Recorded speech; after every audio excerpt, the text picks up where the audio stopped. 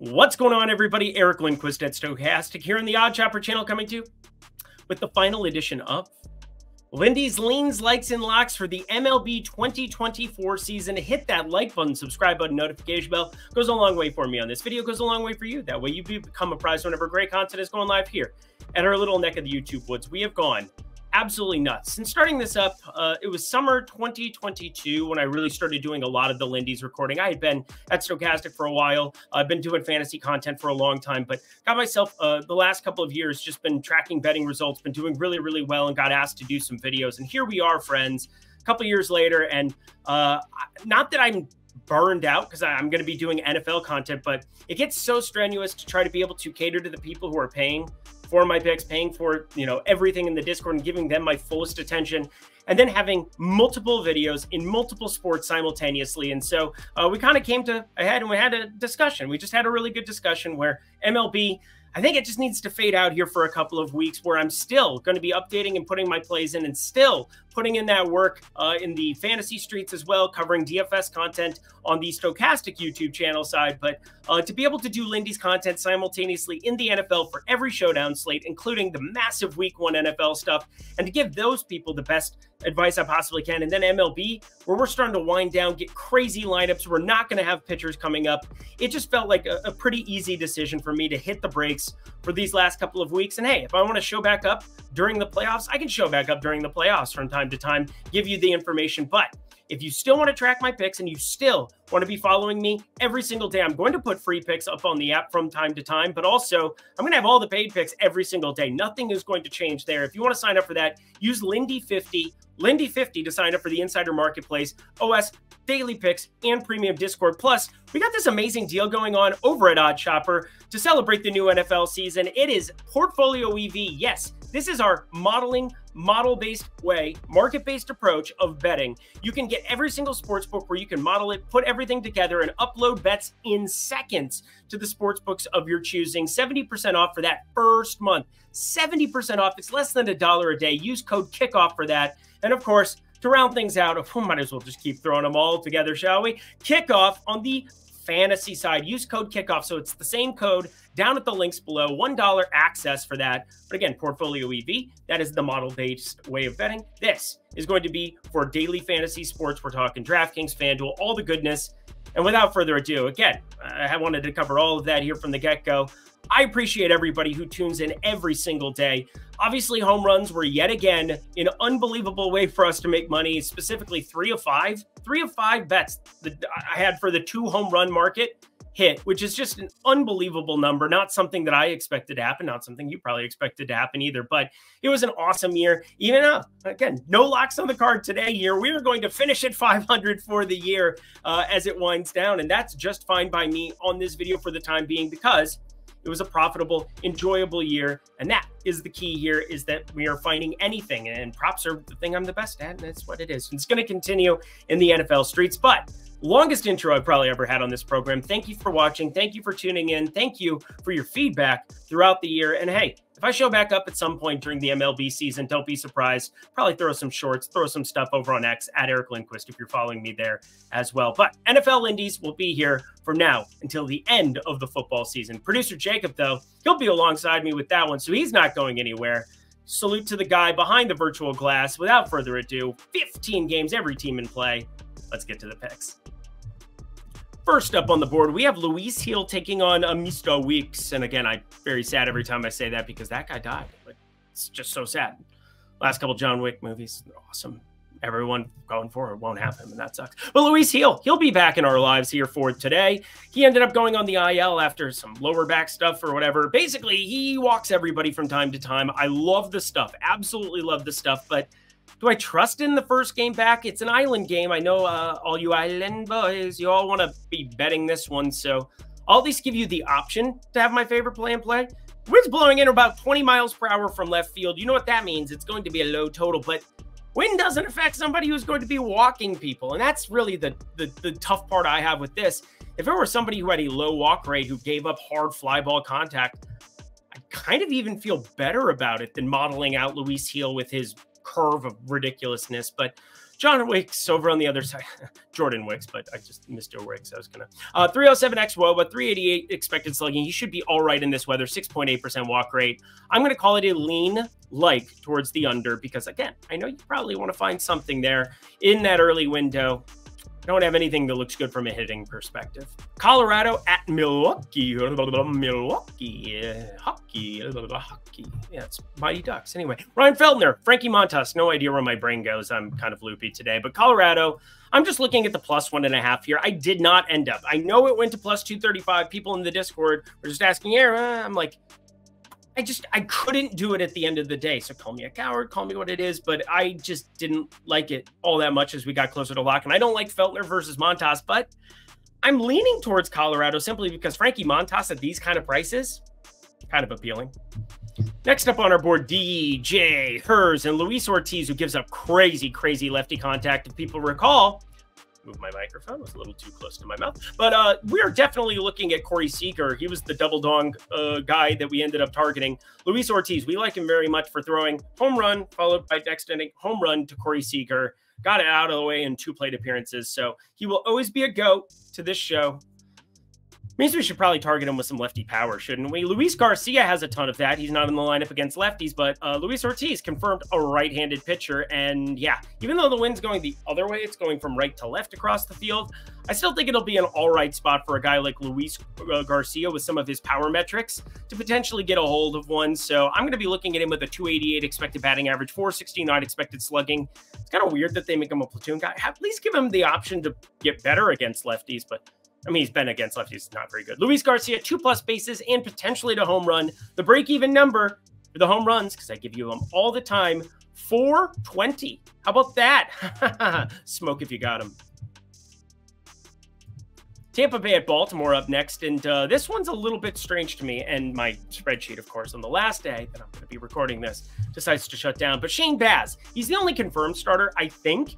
You either get Cole Irvin, but he'd be pitching on short rest, so that kind of seems strange. Might have to go dig into the AAA doldrums and find somebody here if you're Colorado, but mainly Shane Baz is the confirmed guy that we have. Know the rules of your sports book. Know if you have live action on something, because the under of 8.5, I do want to wait and see at least who it's going to be on the Baltimore side, but I trust Baz.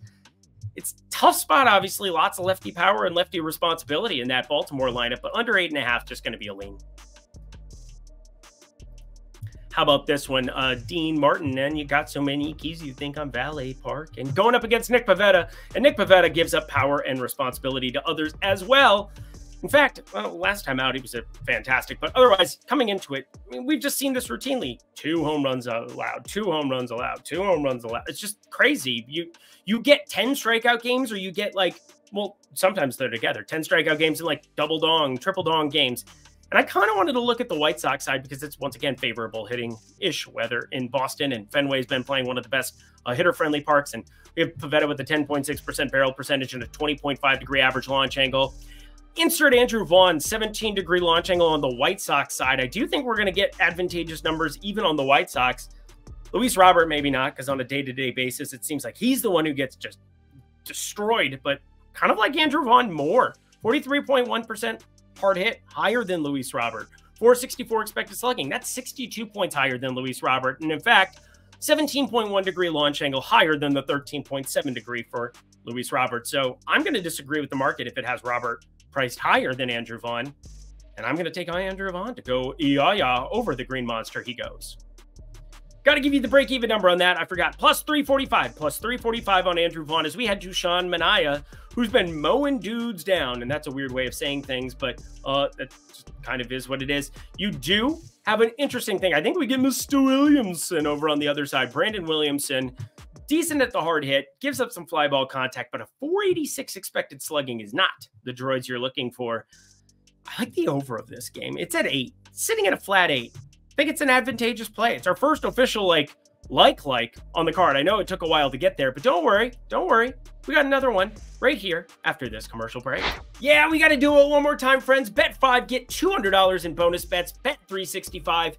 $200 is better than $150, which is what they had been running forever. Bet 5, get $200. That is them officially starting off this NFL season. So if you're in one of the great states where Bet 365 is available, and I'm going to read off all of them for the people because, again, I know that you have the NFL showing up here this weekend, and everybody wants to get themselves a piece. Everybody wants to be signing up, and you should, because you just bet 5, you get 365. That's ridiculous. We're talking Arizona, Colorado, Indiana, Kentucky, Louisiana, North Carolina, New Jersey.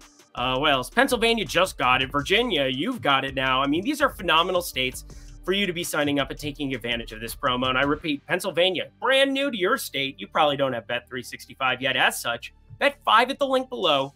Get 200 when you sign up at Bet 365 today. Only if you're 21 and over. If you have a gambling problem, please call 1-800-GAMBLER. Back to the picks we go. We got the Phillies. We got the Miami Marlins. Almost said Dolphins. It's football season, friends. And as such, well, we're going to be covering a lot of football on the channel. Myself, Lofty, going to be awesome stuff. Check out both of our videos on the daily whenever there's football.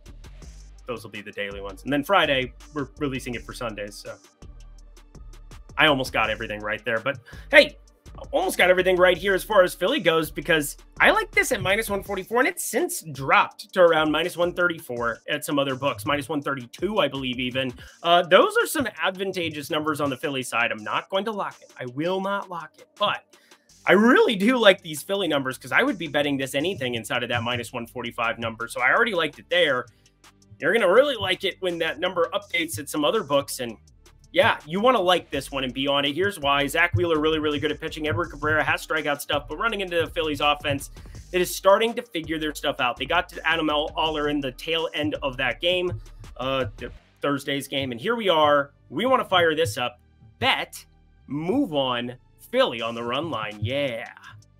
Toronto and Atlanta, Kevin Gausman, Max Fried. I know Kevin Gausman has not had that splitter working as much in 2024, but he's excited to turn the page on this season, and sure, Toronto's hoping that he just doesn't go armed head over the offseason.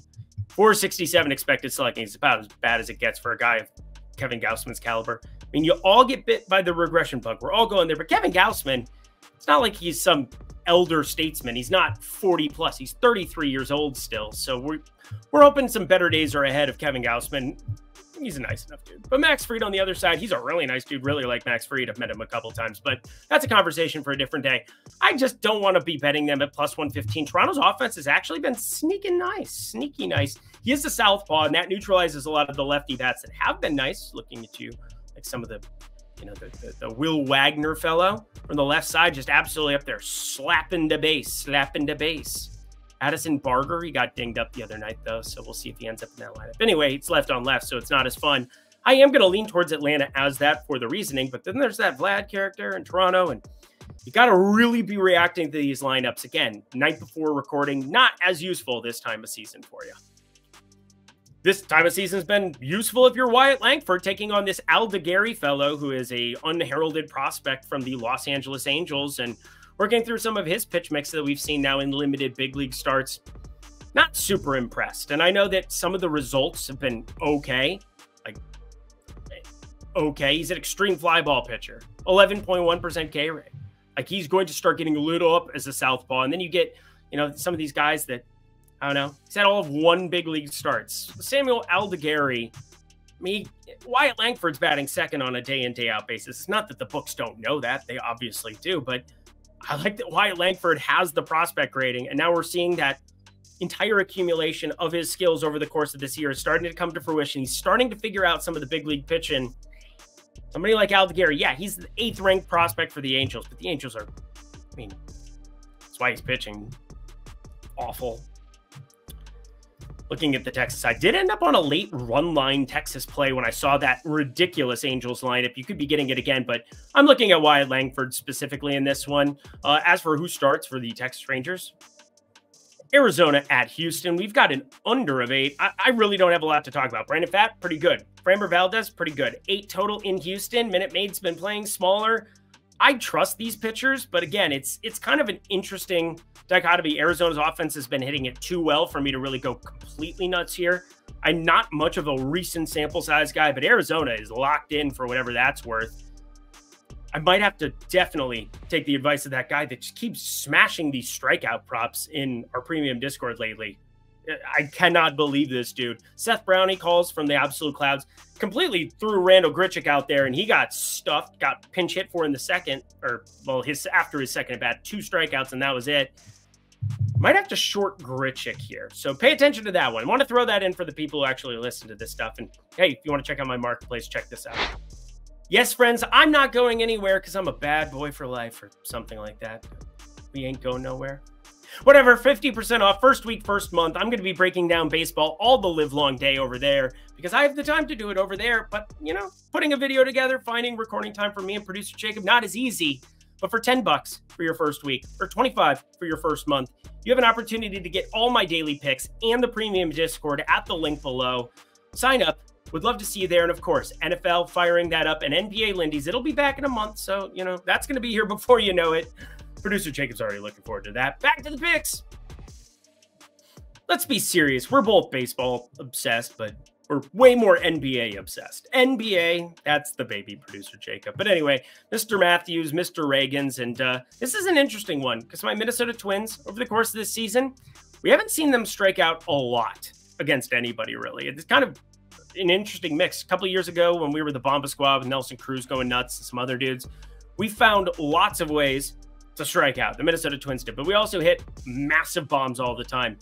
Minnesota has a 112 WRC plus against Southpaws. They've obviously seen Reagans a lot, but 21% K rate on the season against Southpaws does not indicate what I believe we're going to be getting from this specific lineup. In fact, you look at the Minnesota Twins over a shorter sample size, 22.6%. It goes up, up, up. Well, I guess it goes back to 22% over a 14-day sample size, but the point remains. Cole Reagans has that kind of stuff that is transcendent. It's in KC and Kaufman, which is more preferable for him than going to Target Field, that's for sure. I got to look at this K ladder up to 8. We still got a watered down lineup. It's not as advantageous without Byron Buxton out there from a strikeout perspective because he strikes out a lot even though he's really good. Cole Reagans up to 8, though. I think it's going to be a play for me in some capacity. Might be our last K ladder opportunity of the year. Oh, no. Well, premium Discord, we're still going to do it. Seattle at St. Louis. Miller, Fetty. Fetty. Yeah, Eric Fetty. Had to do the Boy Meets World one more time. He's been good this season. Miller's been pretty bad. Might look at the St. Louis money line, but as of right now, it's not grading out all that well. Actually, nothing is positive EV in this entire game based on my stuff. And the wind is blowing in from left field. So the one thing I looked at, Mr. Donovan, Brendan Donovan, Alec Burleson I looked at for a second too, but neither of them ended up grading out okay. So we're going to move along. Nothing goes in the box. It says nothing. This one's kind of interesting. Tariq Skubal and Mitch Spence. We just saw Skubal out of the middle of nowhere go 8 innings. 8 innings for a guy that they said they were going to limit his innings. It's not that they're damn dirty liars. I think they needed to have Skubal make that case that he is the AL Cy Young winner and close it. I think the door and the chapter is closed on it. He is a massive, massive favorite at every single book right now to win that Cy Young. I think he's locked it in. But Tariq Skubal, you might see some limitations. And at minus 160, I'm not going to touch that. Plus 142? I did end up on the Malloy and the Torkelson home run. We'll see if they end up doing that for me here in Petco. That would be fun. But Oakland money line. Oakland money line. Do I have the nerve? I'm probably going to live bet this based on the pitch count of Tariq Skubal. If I can react to it. Hiccup. 2 games to go. Hit that like button, subscribe button, notification bell as we have my final 2 home run plays that I am looking at of the entire season. Now we have Michael King.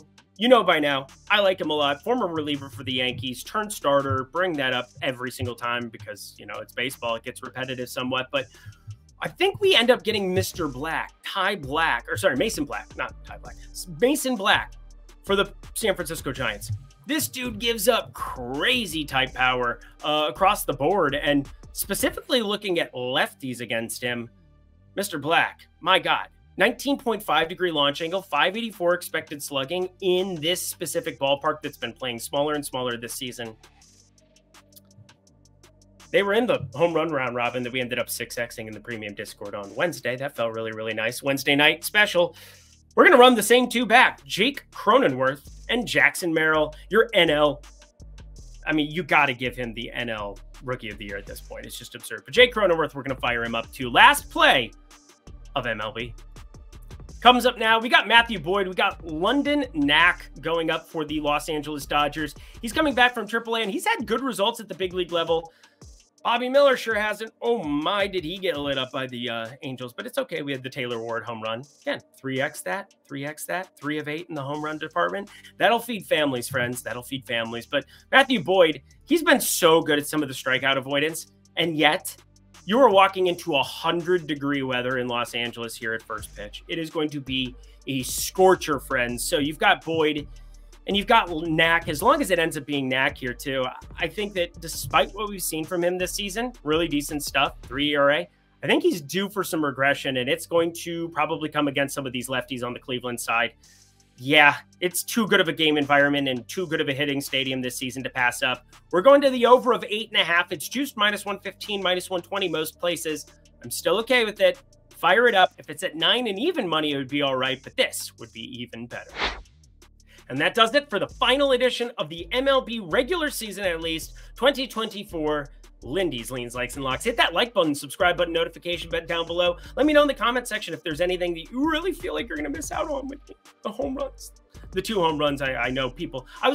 I'm not going to force it. I'm just going to put the best plays in the box and talk you through them. And that's the modeling. I like math. Anyway, $1. Use code KICKOFF for either Stochastic or for Odd Chopper. Either of those promotions. This, of course, for the fantasy. That. Oh, look at that. Oh, we're going back and forth, going back and forth. Producer Jacob, he's really happy. He just wanted to do that because he's a crazy person. And also, I think he's excited about going to NFL only. But, you know, that may be a conversation for a different day. I'm going to get myself the heck up out of here. I'm going to be on the channel a lot, so don't worry, you're sweet Bippy. If you want to ask me MLB questions, hit me up at Eric Lindquist for the best spot at Premium Discord. Lindy50 gets you 50% off your first week or month.